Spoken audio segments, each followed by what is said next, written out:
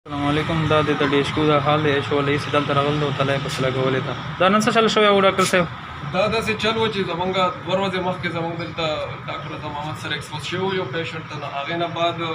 هغوی سواب ولېږلی شو او بیا د هغوی رزلټ راغی پرون هغه پازیټیو د هغوی رزلټ راغی مطلب دې مینس کې 2 दिन ووتل خو دې 2 दिन کې چې کوم دی د اے سی صاحب دا ضرورت محسوس کړو چې یاره مونږ د دوی کوم کلوز کانټیکټس دي لایک ایچ اوز یا نور هیلث سټاف یا چې کوم مطلب نرسینګ پیرامیډکس دغه هغو سکرینینګ وشي بیا شپه کې موږ خپله دا ډیمانډ وکړو وائی ډي چیرمین صاحب چې کوم زموږ نوید بھائی هغه ته موږ وایو چې بھاجان تاسو موږ ته د کټس بندوبست وکړئ سواب واخیستی شي زموږ نه چې پته ولګېږي نو هغوی نن موږ د سواب دغه وکړو په دې دوران کې اے سی صاحب ته هم دا مفتي صور دغه شوه مخې ته شوه چې یاره دا سواب کول ضروري دي نو هغوی نن راغلي وو موږ پسې موږ ته ووایي چې تاسو دلته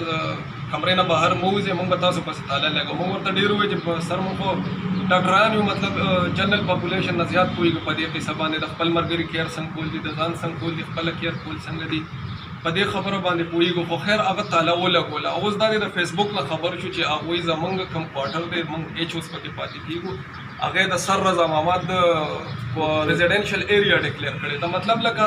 لاول خپله یو انکمپټنسي یو نااهلیت او بیا هغه نااهلیت په فیسبوک باندې په ټول لپاره زمونږ کوارټر چې کوم دی د رضا محمد صاحب ریزیډنشل ایریا ډکلیر کړی ده د پولیس والا تاسو سره بیا څرنګه یو دغه مین خبره پکې دا ده چې لاول خو اے سی صاحب دغه څه وکړه چې مطلب موږ سره خبرې کولې جواب نه راکولو بس سره لا کړو او لاړ ووتو بیا دلته پولیس والی راته په سر کې نولې دی پته نشته څه ډیزګنیشن دی حوالدار دی تانیدار دی هغه دومره بدتمیزه دی د اوس نه 2 غنټې نه کېږي د تالې لګولو بلکې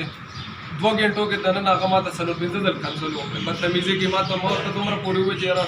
تاسو د تاله ماته کې موږ پرېږدي د کوارنټاین مطلب خو جیل نه دی چې تاسو به موږ پسې تالې لګوئ هغه وایي ته صرف تالې ته ورنږدې شوي بیا زه ستا سره ګورم چې تا سره زه څه وکړم لکه داسې یو مطلب سچویشن یې موږ سره جوړ کړی دی